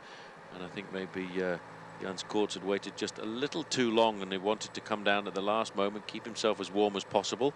And as you're right, as soon as he came down, the race was actually on its way. But fortunately for Jans Koerts, it was neutralized until they got outside the town centre of Bruges. And he will be in the main field somewhere. 1 minute 50 seconds is the official time gap. 1:57 we are seeing on the screens between Ludo Derrickson's bunch of 12 and the 26 leading riders. And the peloton, we're waiting for a new time check on them, but they're not that far behind right now. Stefano Zanini, number 48, the big man there, is in the front group, and he is the strong man. He's not the man to win the day for his team, so he's not going to push this leading group too much. Get a chance to see one of the incidents at the back end of the main field. Quite sure what that is there. This looks like another flat tyre. Always the front. It really is, and what's happening is a lot of these riders, I think, are taking risks and they're getting impact flat tyres on the front end, and it's a very precarious moment for a rider because, as I said on a couple of occasions, the team cars, to give them spare wheels, it could be an awful long way behind. Well, we call these punctures snake bites because when the tyre compresses on the cobblestones here, the punctures occur at the back of the tyre, between the rim and the tyre, when the tyre is squashed under the pressure, and it leaves two little holes in the tyre, just like a snake bite. And, well, it's a front wheel. That's probably the good news because that is the fastest wheel to change. You should get back. Once the mechanic gets there, it should only take 10 to 12 seconds to change, but the big problem is with these roads and the way the race is unfolding is the team manager can be a couple of minutes behind, and a couple of minutes once the pressure starts to come on is almost impossible to get back. Riders here, we're in the lead group again now as we're watching the riders working pretty well. It was started really by Servais Conovan, who's the rider just passing off to the right, wondering why nobody's coming through to do a little bit of work here at the front, and this rider centre, Ludo Derrickson. As the riders continue, he's got a wheel, so Johan van Sommeren. No, he's another one, and there's just come across his teammate in a similar plight. Sorry we couldn't hold that picture for you, that's unfortunate. But we've moved on back to the second group on the road now, and still closing, 1 minute 48 now. This is Popeye on the front, Ludo Derrickson, that's what his nickname is in the main field, and he's not too worried at all about that. He's He'll be granddad soon at nearly 40 years of age. 39 years of age, it's really quite remarkable. Didn't turn professional till he got into his mid-30s, and he decided he worked in a paint shop in a factory here in Belgium and thought, I'll have a go at this cycling lark, and he did to incredible success. He's won himself a stage in the Tour de France. He's been the Belgian national champion, and it certainly is a lot better, I think, for Ludo working here out on his bike than actually working in a paint shop. 92 kilometers to go. Minute 46 is the official gap to the chasing group of just a dozen riders, which are broken clear under the impetus of Derrickson's and Conovan. And still we haven't seen the fancied men, the men that we expect to take part in the finale of the race today, come to the front and drive on. They're still using their teammates for as long as possible. Racing now into the town of Oudenaarde, another hotbed of Flanders here, and already on fête as they watch the Tour of Flanders go through. The 88th time the Tour of Flanders has raced this course now. Without doubt, one of the classic races that all of the big bike riders would love to win. Very few have had the chance. There have been very few nations won this race, in fact, over the years. Only Belgium, Italy, Denmark, France, Holland, Germany, Great Britain and Switzerland have ever celebrated a winner. The near misses have come from Australia, Phil Anderson, the great kangaroo, twice finishing second, and alongside us in the commentary box here, Sean Kelly. And this was the one race he wanted, never got it. He finished second in 1984, 86 and 87. And that's all of the nations involved in this race since it first began. So maybe time for a change today, we'll see. The records, by the way, while we're giving you these statistics, 3 times wins for Fiorenzo Magni of Italy, Eric Lemont of Belgium and Johan Museeuw. If Museeuw wins today, he'll be the first cyclist ever to win 4 rondes. And it's unlikely, let's be honest, the man is retiring in 2 races' time. He'll be gone in the next couple of weeks, but we had a feeling when Paul Sherwin spoke to him this morning that he was feeling very, very strong, but he never was a man to tell you how he felt, and he certainly wouldn't tell you what his tactics would be. So we'll have to wait and see how he unfolds and how he lasts the great distance as time goes on. But right now, Museo we haven't seen all day, but we are quite certain he's not far away from our camera lens. And I wouldn't imagine too far away from his great rival either, Peter van Petegem. Both riders live very close to the race route. Well, it certainly is starting to get a little bit more tense in the main field as everybody's thinking about the old Quaremont. They all know that that's the place where the race starts to come up. Well, looking down here, the race I feel is starting to close up somewhat as we get closer and closer to the old Quaremont. The old Quaremont coming in at 182 kilometers into the race. There is Astrolo on the far side there, the world champion. Had a little mechanical incident just a few moments ago. Obviously, none of these riders too worried on this section as we're on the good section of roads between the Wolvenberg and the old Quaremont. It's around about a 20-kilometer separation, which is why I just saw at the back end of the group there, Paolo Bettini, the Italian national champion. There's the Irish national champion, Mark Scanlon, 108. As we can see one or two riders. There's Roger Hammond as well in the red, white and blue jersey as the leader of the bookmaker team. And he's actually had a very good start to his season, Roger Hammond. He's been in the top 5 on a number of occasions as the time gap now continually starts to come down. Just inside of 90 kilometers to go. This second group is actually doing a pretty good job of closing down the gap. It's now down to 1.5 minutes.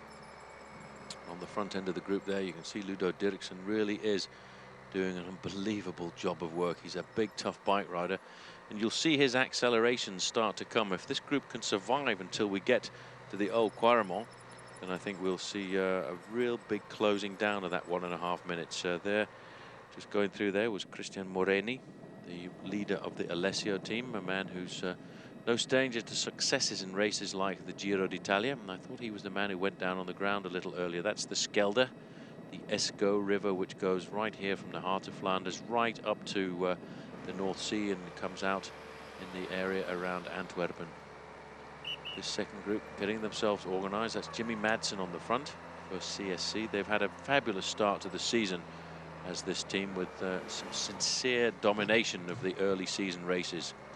Morini there is in 3rd position. Just behind him is Nico Matin. Once you start to get towards the Schelde, it's an indication that you're not really very far away from the old Quaremont. This group here is really starting to eat into the advantage of the 26-man lead group. Morini now picking up the pacemaking. Really looks as if he's urgently trying to whip up the speed in this chasing group. The group which is caught between the leading group of 26 on the road and the main field, which for the moment contains all of the main favourites of this year's Tour of Flanders. Looking down this main group here, a leading group rather, down to about 18 men now, but we've had no indications as to who's been left behind. But obviously the early climbs has hurt one or two of them.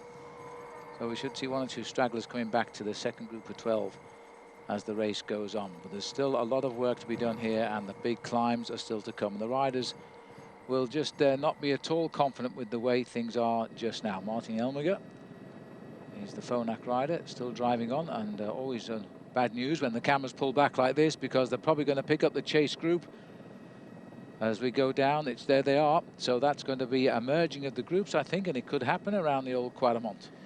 Great move. That's really very good move by Ludo Derrickson and Servais Conovan, the two men who really instigated this counter-attack. There on the far side, you can just see the Schelde, the Escaut. And that's an indication, Phil, that the old Quaremont is really not very far away. You can see the wind is coming from the right-hand side, which is why the riders have formed this diagonal line across the road. But in the leading group, there is not the same urgency as there is in the chasing group. Alberto Ongarato is the rider in blue and white who's gone forward to drive on. You can see by his jersey there, that wind is getting quite strong out there today. 147 is Jan Schaffrath from the T-Mobile team. Very strong rider, and this is a good break for him. 207 is Roy Sentjens, another strong man. Then comes Elminger. These riders have thinned out, about 18 of them left just now. Johan Koenen is the Palstrop Mr Bookmaker.com team, going through our lens. And I think the chase group is some 14 strong now, which indicates they may have collected 1 or 2 riders from this leading group. Benoit Joachim just moving up there into 6th position in the red, white and blue jersey, champion of Luxembourg. Looking down there, in fact, one of the riders who appears to have disappeared may well be Tony Cruz. I hadn't seen him just recently. Well, there's definitely only 18 riders. He's still there. He's a strong boy and enjoying his period of racing alongside the big names like Lance Armstrong. Lance, by the way, back in the States at the moment, having finished 3rd in the Criterium International 2-day race in France last weekend.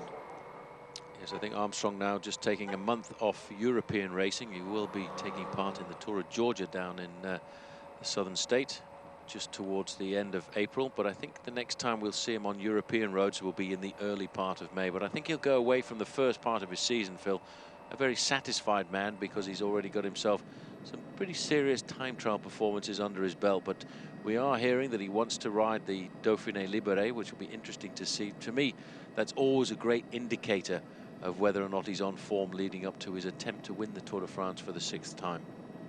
Well, I'm sure that Lance will be in the mix there for sure. What a great competitor he's turned out to be. Winner of the Tour de France the last 5 years, and will be the first ever cyclist to conquer that race 6 times, and albeit 6 times straight, which would even be doubly more gratifying. Minute and 8 seconds. The boys are coming together quite quickly now, and this could be a leading group of some 30 riders. Now, that would be a serious situation for the peloton, and they would certainly want to reduce that odds pretty quickly. I think we're looking for trouble on the old Quaremont, Paul. I really think that we are going to see a lot of riders unleash their strength. We're around about 10 kilometres to go to the old Quaremont, and that's always, to me, been the real start of the aggression in this race, the Tour of Flanders. This is Nico Martin just getting himself a little bit too close to that motorbike just a few moments ago. The time gap is ideal for this chasing group. They're a minute away from catching up with that lead group.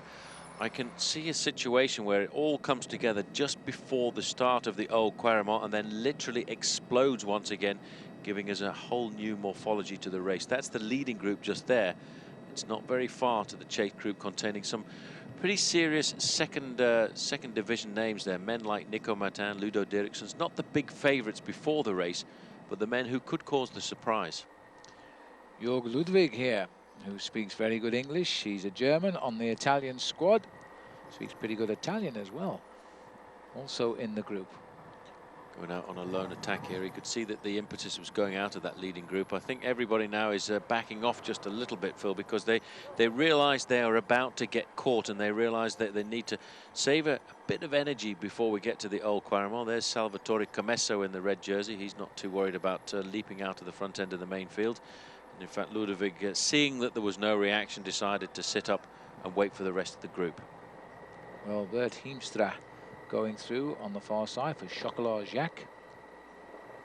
Ludwig, one of the big boys in the race here, and having a little chat there with Thierry Maréchal. Don't know what Thierry said, but he agreed with it.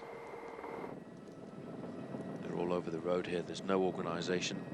This leading group, I think, is resigned to the fact that they are going to get caught before the old Quaremont. The best thing to do is take this time, this kilometre or so now, to get on board some food, get some drinks, and make sure that the energy levels are kept topped up, because we're about to raise the flag of anger in a few moments' time, because we're looking now at inside 10 kilometres to go to the old Quaremont. They'll be looking up and they'll be able to see it in the distance. All of these riders know the area around here. They spend a lot of time racing and training in this area in the early part of the season, but there's not a lot of speed in that group.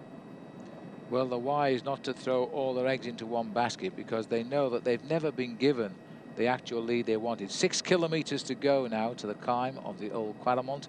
Decision time, I think. There are 18 riders left of the original 26 in the lead. And just being, I think, just riding it sensibly with 85 kilometres, about 52 miles, 53 miles still to ride. And what miles they are. It's very, very hilly now. The wise not to ruin all of their efforts just yet.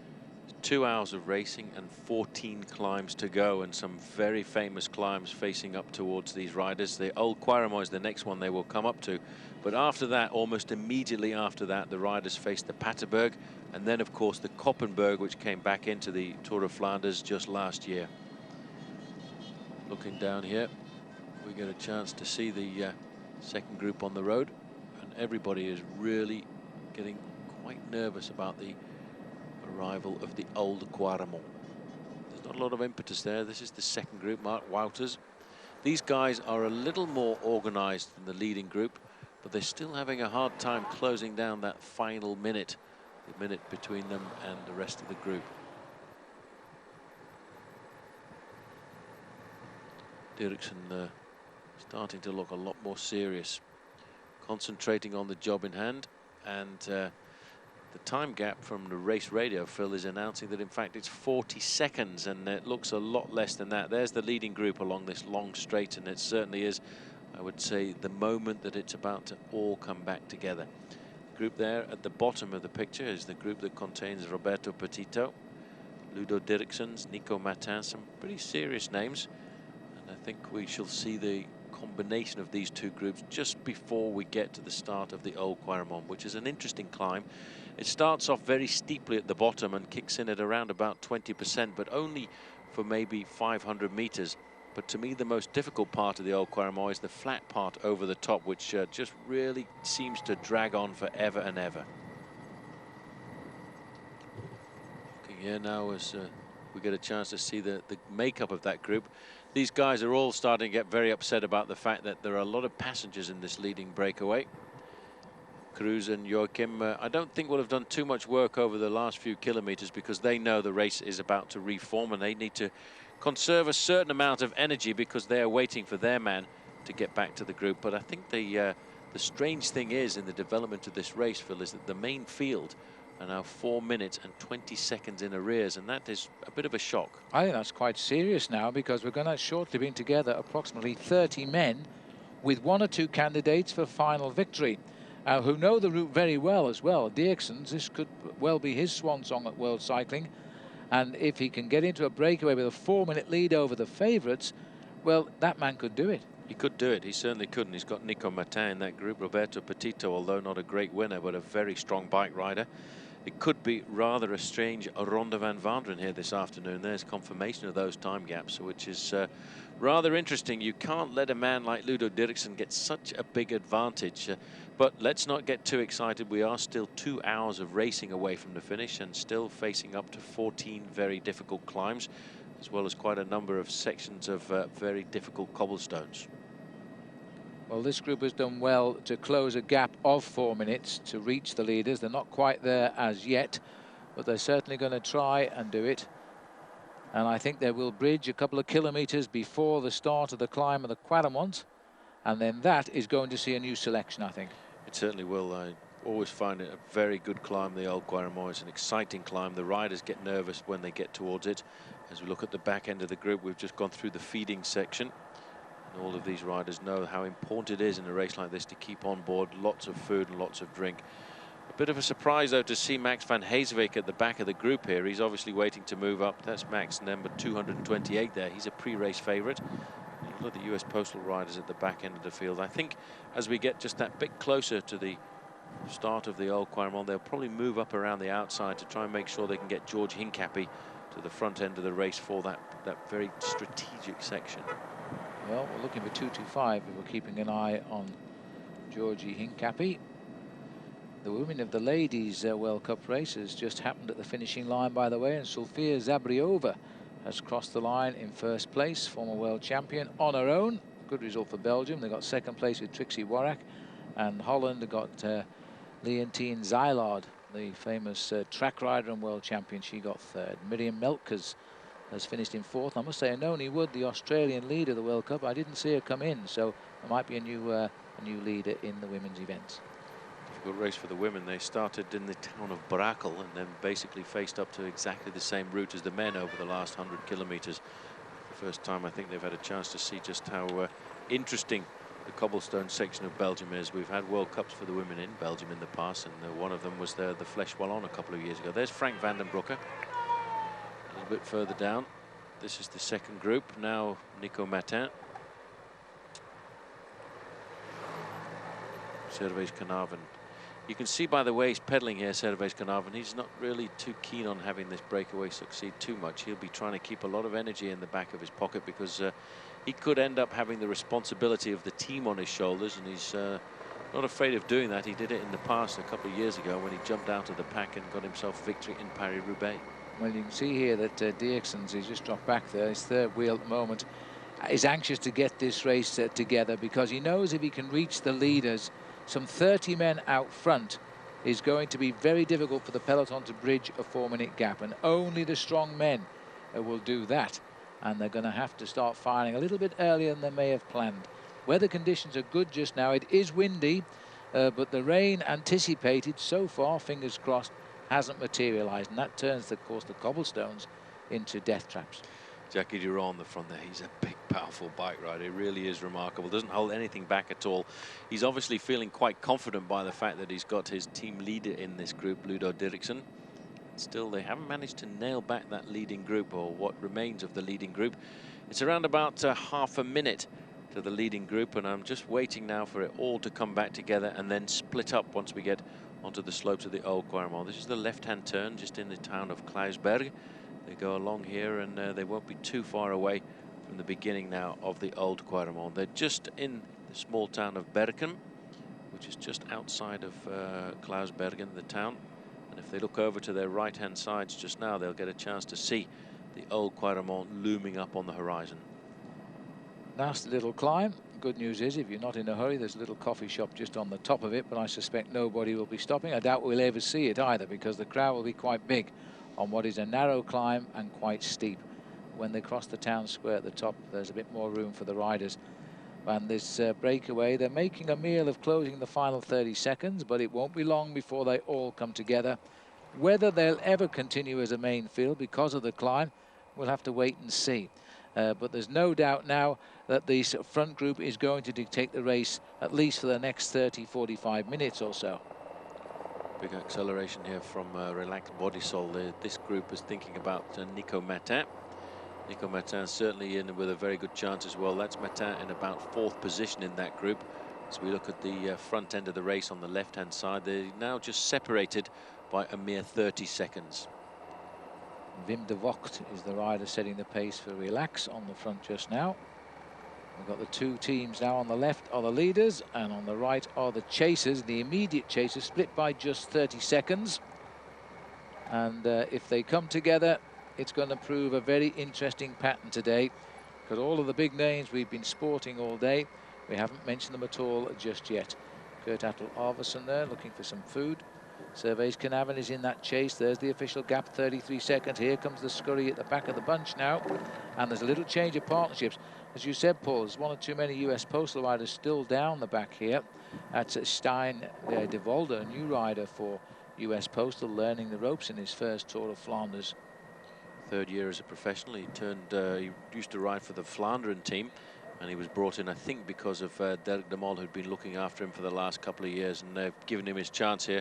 But he's got a lot of responsibility here at the Ronde van Vlaanderen. It's very dangerous, this part of the road as well. These big trucks are parked in the parking area, but the riders deciding they want to use the pedestrian road at the side as well. Yes, they are in fact parked off the highway. But the riders have gone through because of the wind. They've gone on the inside. It gave the impression the roads have suddenly been reopened, but it's not the case. They're quite correctly parked as we're now heading to the lower slopes. It starts nice and smooth at first, and then we hit the cobblestones, and it's every man for himself to the top. And we're onto the Old Quaremont, 2.2 kilometers. Painful memories for you, Paul? Painful memories for me as a bike rider, and riding up it once or twice with you, because you wanted to give me a big battery on this climb, didn't you? It is a hard climb, and it's very difficult at the bottom. You see Benoit Joachim has moved up into 4th position there. Tony Cruz is just at the back end of this group, and Steven de Jong, using his experience, he wants to start this climb in the first 3 or 4 placings, but not very far behind this group is a group which contains some rather serious names like Nico Martin, Ludo Derrickson. And let's not forget, this is also quite a good move here for this man in the middle of the group here, Stefano Zanini, because given his chance, he can take the responsibility of leading the Quick Step team, and maybe there's a certain amount of marking in the main field. Well, that's always the big danger. And at the moment, it's Bert Hiemstra off to the right. Benoit Joachim setting the pace as the riders start the climb. This is the good sector before they hit the cobblestones. Then they'll have a right rattling as they start the way up to the summit. And still nicely compact. 18 riders left of the original breakaway of 26. We don't know who has actually been dropped, but there were a lot of unknown names in this leading breakaway, and inexperience might have told now. In fact, it's just 12 seconds between these two groups. There's been a big acceleration in that chasing group with Ludo Derrickson, Nico Martin and Roberto Petito, and they can't be too far apart. Stefan de Jong deciding to lead them onto the cobbles. I would say that Stefano Zanini in second position there, Phil, looks reasonably comfortable. There's 1.6 kilometers of cobblestones here. There's the second group. And on the front, as always, it's Ludo Derrickson's. Somebody's been dropped from that Sebastian leading group. Lang has just gone off the back of this group by the look of it. I think he's Crédit Agricole, Sebastian Lang. And he's lost contact. He's Gerolsteiner now, German team. So he'll have a light sky blue jersey on. If you see him struggling behind as we hit the cobblestones, we're down to 17 leaders here now as Stefan de Jong piles on. He's a good rider, Stefan. One of the better names in this breakaway, I have to say. And, well, anybody that rides on Rabobank has to be pretty good, otherwise they wouldn't hold their place in the team. Have a look at this incident at the back end of the main field. And looks as if one of the riders from FDJ, Frédéric Guédon, there has had his chain has come off, and it may well be that the derailleur is broken. A former winner there of Paris-Roubaix. He's going to have a hard time getting himself back into the race. Well, if ever there's a problem, it happens in Belgium. Things fall off your bike you never knew were ever on them at times when they're shaken like they are on the cobblestones.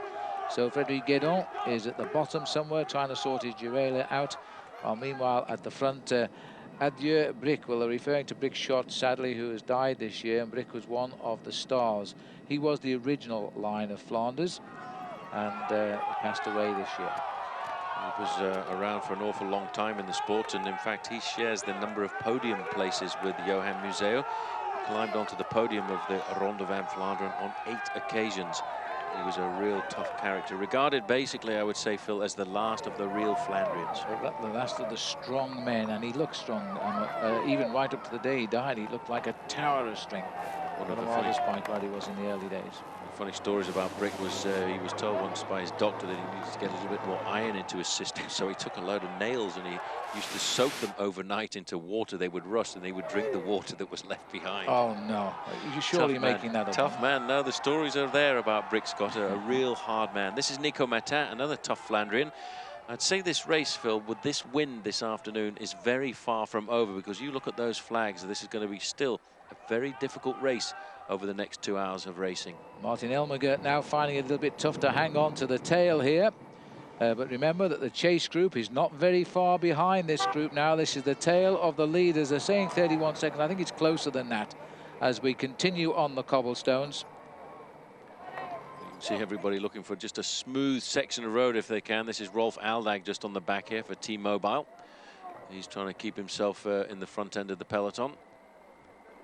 Well, this is a very narrow road. It is a very tough road now, and it's every man for himself. Even if you're in a group here, you simply can't take any protection from the wind. You're doing all of the work yourself. See the way the riders now are content to ride on the soil and the grass to avoid the cobblestones.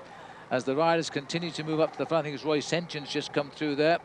And 197 who's tapped onto the back. This is what's in the second group on the road. But they cannot be very far behind now from the leaders. And Wim de Vocht, who's the teammate of Nico Martin, who was first over for the chasers. And it looks to me as though Elmiger has been passed back here because he sat on the back of this group.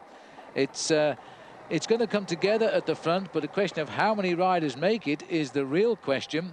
As you can see here, number 197 who's making the road is Alexander Bashanov from Demina Vakanzi, wearing the championship of the Soviet, well, the old Soviet Union, the championship of Russia jersey there.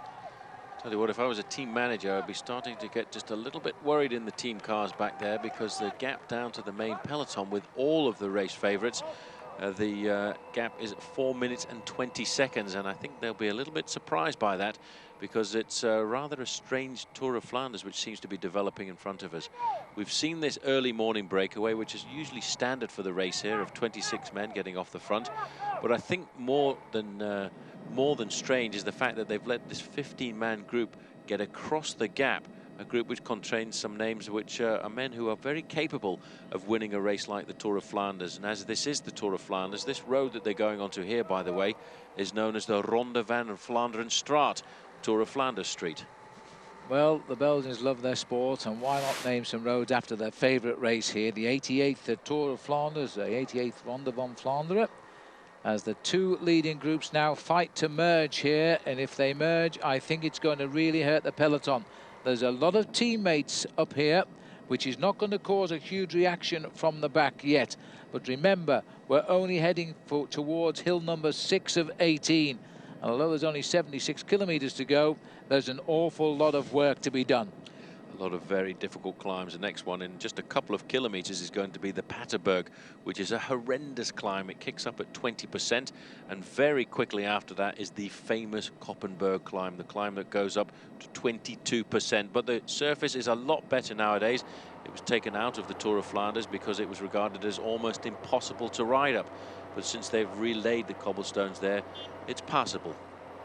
It is indeed, and it looks to me, oh dear, there's a problem here because he's taken his foot off. He's got a problem with his pedal. He's got a good chance there to see the socks over his shoes, and he's called for service here.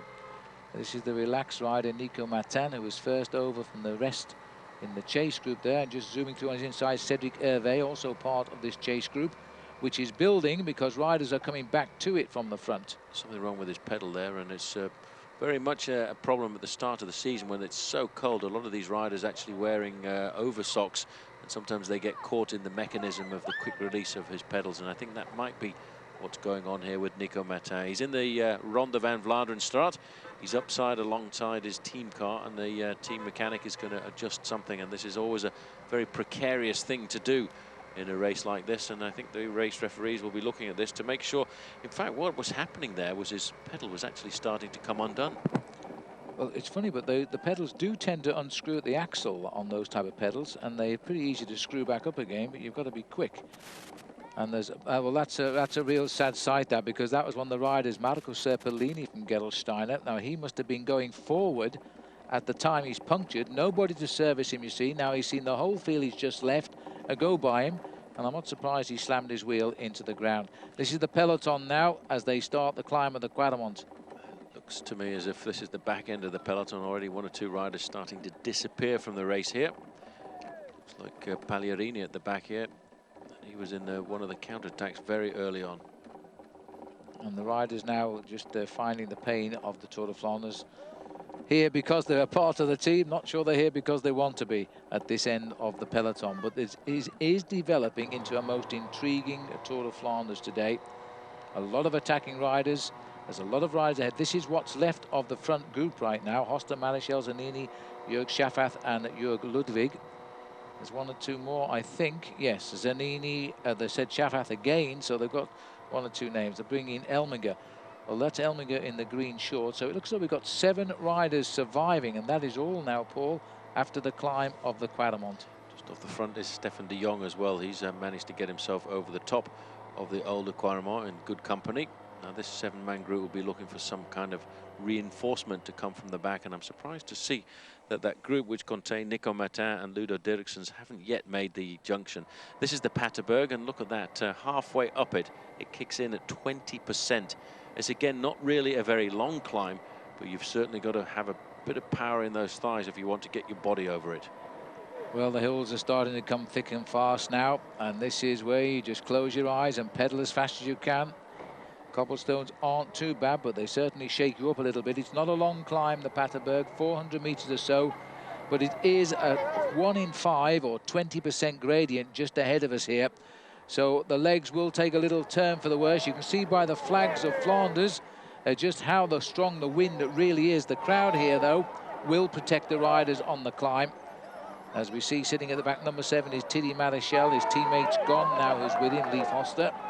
I think he might be up there, actually. No, I think he is up there, third man up the line. So Leif is still with him. I'll tell you what, though, this is still going to be a very tough race towards the end. The wind is battering across the Flanders here. There's about 19 seconds between this leading group of 7 and what is now a fairly large group behind, because that group containing Ludo Derrickson has caught up the majority of the men who were in this group some time ago. And we've got a group behind of which is around about 25 men. And just hanging on over the top there is Jörg Ludwig, the German rider on Seiko. He's gone over the top.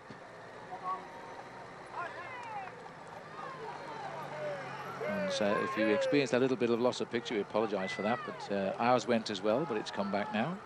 As the peloton now, or the chase group this is now, which is getting bigger. It was 12. We now have a lot more riders here in this group. They're picking up the riders at the front, and just tagged on to the back there, I think, was Stefan de Jong. This is Salvatore Comesso coming out of the front of the group, and you can see a lot of riders now are just trying to survive. There's Tony Cruz coming up this very difficult climb of the Paterberg, and he's in the company of Jimmy Madsen on the back there for CSC. Now here's Ludo Derrickson, so they've almost made the junction there as he goes around the corner. That's Roberto Petito in the blue and white jersey of Fassa Bortolo. A little further down at the back of the group there, you can see Mark Wouters, and there's a chance to see the helicopter, which is bringing us the pictures from the roads of the Ronde van Vlaanderen. But this is an unbelievable wind out in the Flanders, and I think this race is certainly going to split up a lot more before the finish, and I'd really like to get back and see what's happening in the main field, because they are still apparently around about 4 minutes in arrears.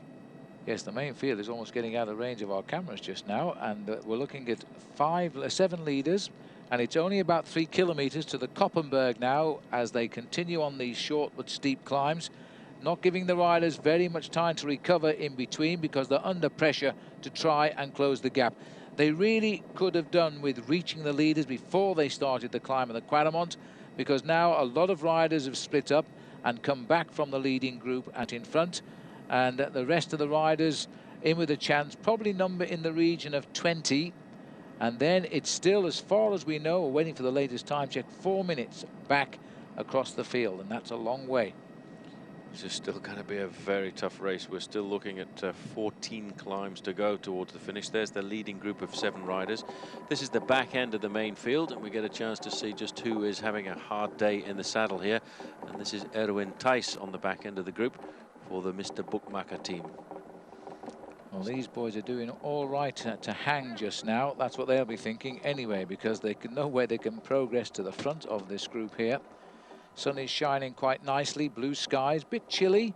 It's in Celsius, it's running at around about 12 degrees Celsius today, which is around about 52, 53 degrees Fahrenheit, so it's a pretty chilly day. They won't notice it though, but they will notice that strong wind, which is on their right shoulder just now, as this is the climb for the main peloton now of the Paterberg, while the leaders, still very much split up, are heading now to the next climb, which is the Koppenberg. It'll be climb number 7. There's life at the back. This is on my few occasions I raced in this country, tended to be me receiving the pushes. But this is still a very large bunch, you know. I'm surprised that it hasn't split up quite so much. The race has normally started in earnest by the time we get to the Old Quaremont. These are the back end of the main field, and they really are having a hard time. Just a quick glimpse there of Kevin Hulsmans of Quick Step Davitamont. Stuart O'Grady is here. Surely that's Stuart O'Grady, isn't it? Just out of the back here with the other Australians around him. Now that's Matty Wilson also there, the champion of Australia. Well, they've been caught at the back. Mark Scanlon is there as well. Now this is why the strongmen race at the front, because the back is reduced here now to walking. Well, if they're walking on this one, I wonder what they're going to do when they get up to the Koppenberg in a few kilometers time, because from the top here, this looks like Yatislav Ekimov at the back end of the group too. Now he's at the wrong end of the peloton. Well, a little bit concerned that Stuart O'Grady was in that melee, because I thought that Stuart would have positioned himself a lot further up. Now, we know he's got a broken rib and he's in some pain, and maybe it's a little bit more serious than we thought, but he normally is not a man to have got himself